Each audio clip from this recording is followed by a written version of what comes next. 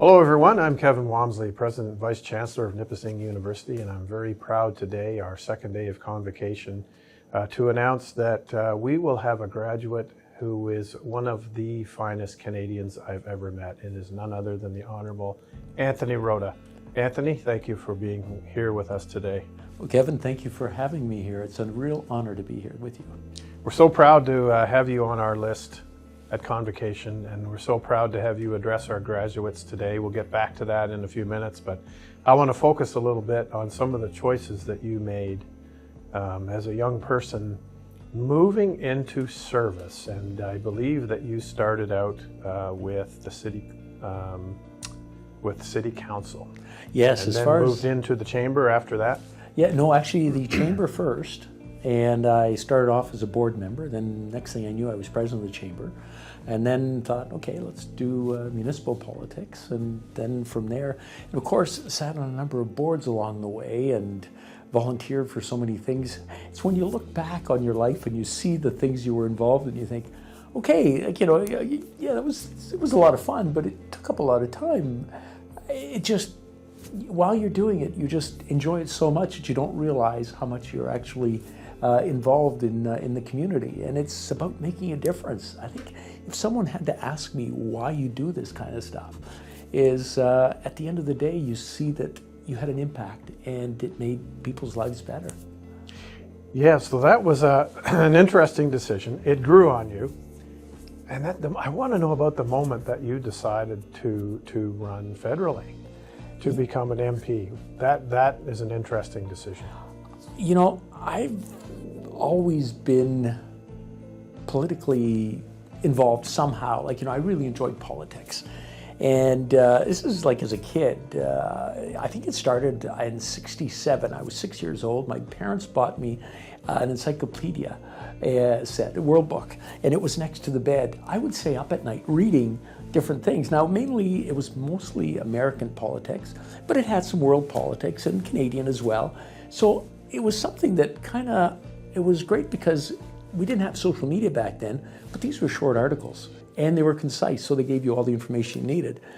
And I remember at 13 thinking, geez, it'd be nice to be elected to something. And I thought, well, an MP would be a really neat place. And I thought, no, that'll never happen. Maybe I'll try municipal.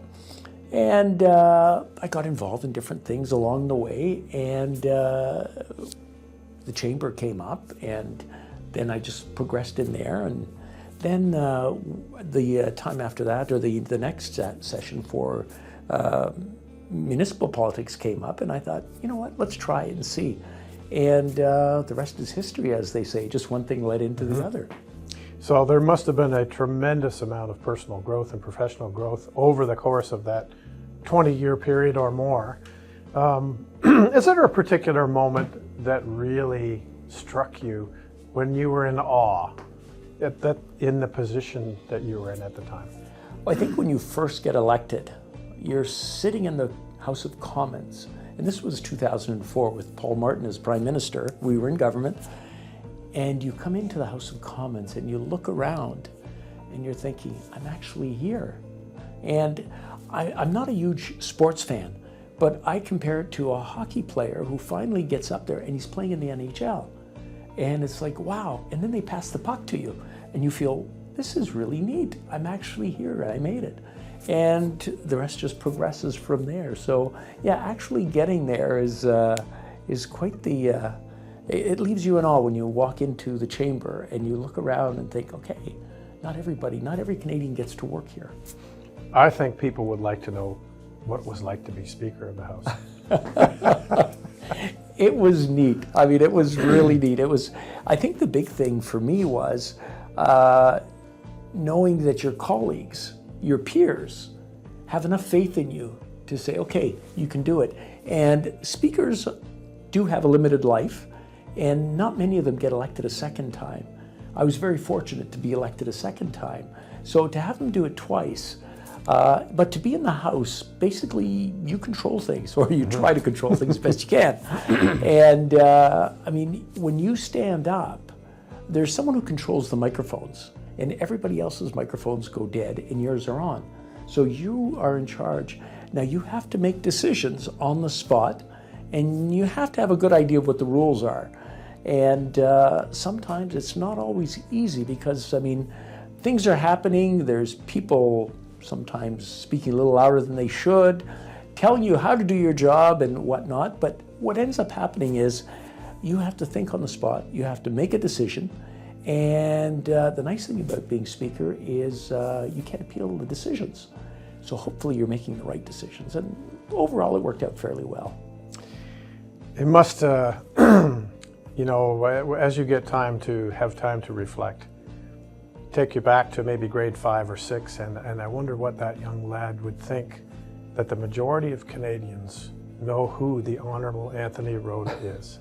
Imagine that. And then I'd like to take you to your years going door to door, speaking to people in your riding and beyond, and what are the things that you learned as a politician and as a person speaking to the Canadians in your riding? Well, you know, speaking to Canadians is probably the best way. It is the best way to find out what's going on in your riding and in Canada for that matter. Because one thing that COVID taught us is that you're not limited by geography anymore. I mean, it's not just your riding. What I started doing as speaker is meeting with classrooms right across the country.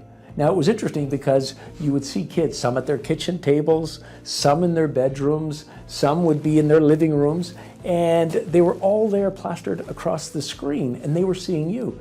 And then the questions would come out. And I find that's probably one of the most enjoyable parts of the job, was meeting with kids, because kids aren't inhibited by, well, maybe I should say this or I shouldn't say that. It's honest, it comes across. So if I wasn't visiting classrooms in person, I was visiting them live. But when you're knocking on doors during an election or even in between, I found it very helpful because it gives you an idea of what people are thinking and what's important to your constituents and to Canadians. And that, to me, is probably one of the key roles of an MP, is to bring the voice of the riding to Ottawa. Not bring Ottawa to the riding. I mean, that's part of it. So you're explaining what's going on, but you want your riding to be represented in Ottawa so that the laws that are put together and manufactured reflect what you're doing. Otherwise, what ends up happening is you end up with certain centers. Like I used to have a lot of discussions with folks from Toronto, Montreal, Vancouver, the big cities, because they have the most MPs, so they have a louder voice. So from Northern Ontario, you've got a big geography, but only one MP to represent that voice. So you want to make sure that you're heard and that anything that we do pass is reflected and functional for Northern Ontario and Nipissing-Timiskaming in my case. You know, Anthony, the word honourable comes with your title. And I think I can safely say that in this region, I've come to know that Anthony Rota is one of the most respected national leaders. And you certainly have the hearts of the people in this region. Well, thank you very much, Kevin. And today, we're so proud to have you addressing our graduates. What will the message be for this next generation of students as they head out? When you think about the message, I mean, you've got some very competent people who have made a decision to become nurses. That's our group today. And they know where they're going. And it's just a matter of don't get discouraged. Because life is a funny thing. I mean, it'll throw stuff at you. And I mean, my main message, if I can, don't let the bastards get you down. Especially today with social media and all the things that are out there, there's people who are going to be trying to tear you down. Don't let them get to you. That voice that's in the back of your head, make it a positive one. And go out there and conquer the world because, I mean, they're just starting off. And they deserve a good start. What a great message. Thank you. Anthony, you're such a wonderful Canadian. I want to thank you for everything you've done for this country.